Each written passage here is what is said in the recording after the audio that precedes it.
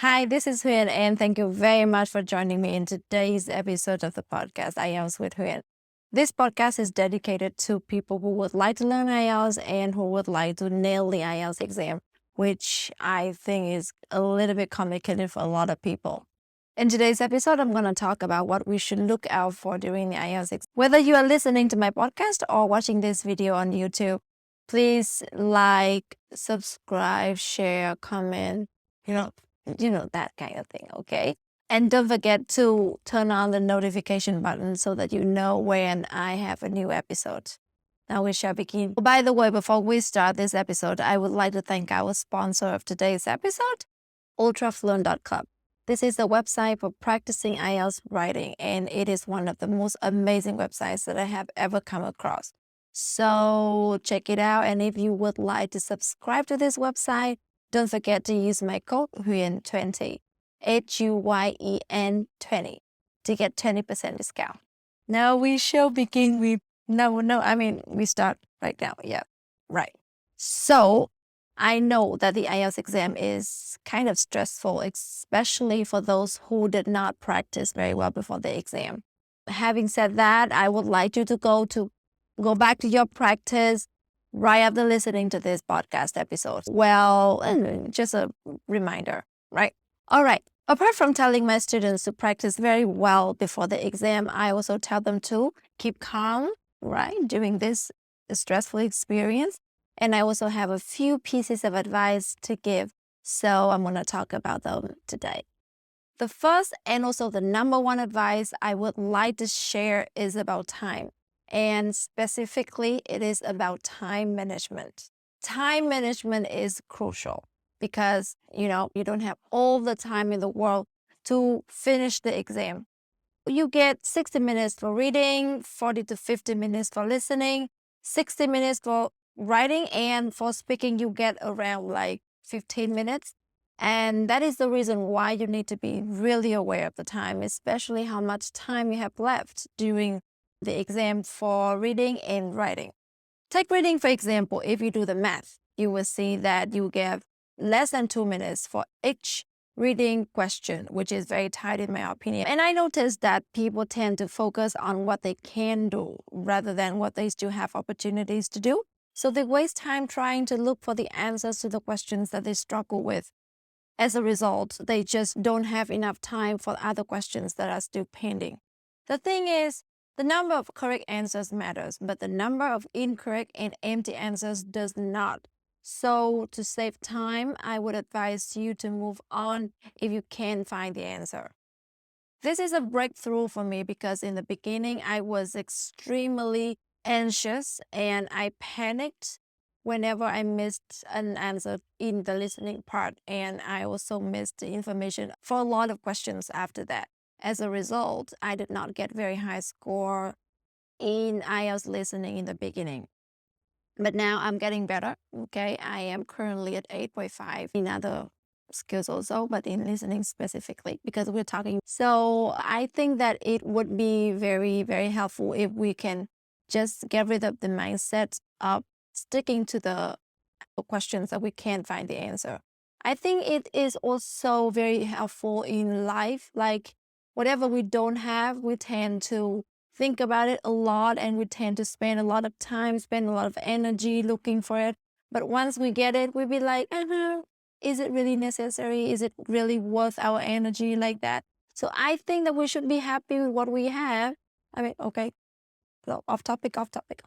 Okay, so let's get back to our topic of today, which is what you need to look out for during the IELTS exam. That was about reading and listening. Now, what about writing?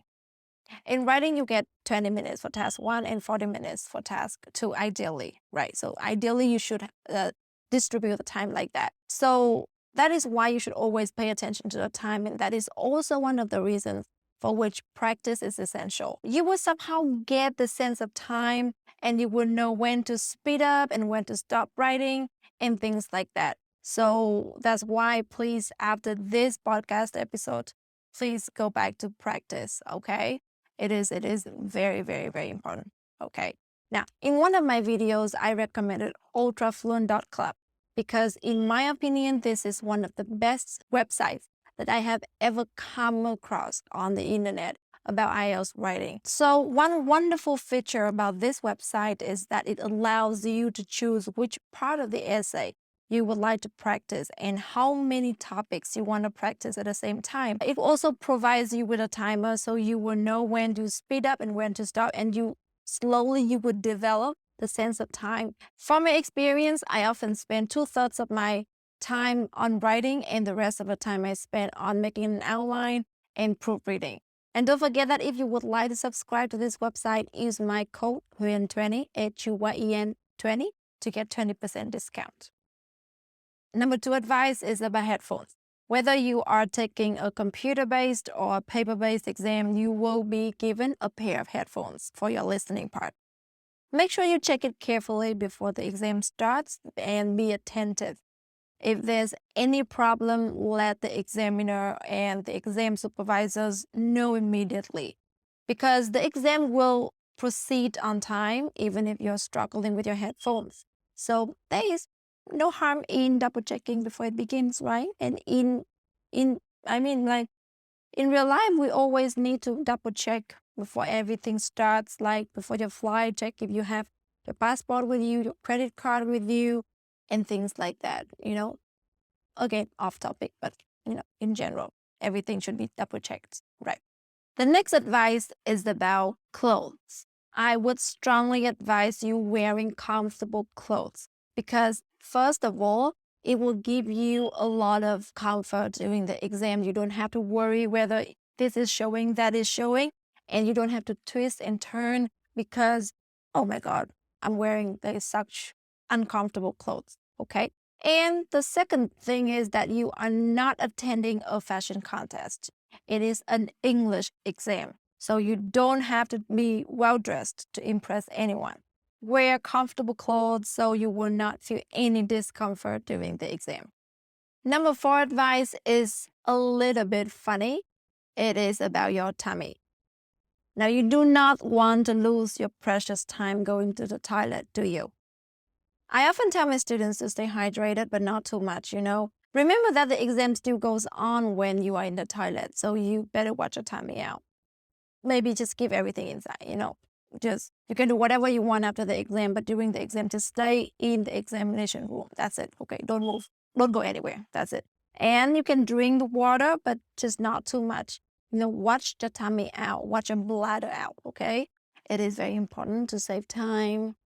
Anyway, the last advice is about stationery. I know you want to bring a lot of things with you, like your teddy bear, to the examination hall, but it is not allowed. Nothing is allowed in the examination room. You will be given everything: pencils, erasers, papers, even water. So don't bother to carry anything with you. Just go inside confidently and lightly. That's it, right? But of course, before you take any exam, it is the best to practice. Okay, that is the truth. It is proven by scientists. Okay. And if you would like to join any of my classes and services, just contact me. All right. So at the moment, I would like you to listen to me, go back to practice, and get ready for the exam that is coming. So thank you very much for joining me in today's episode, and I would like to see you in other episodes. Please don't forget to like, subscribe, share, comment, and tell your friends about me also. I'm sorry, I don't really remember this. Anyway, so thank you very much. I'll see you later. Bye.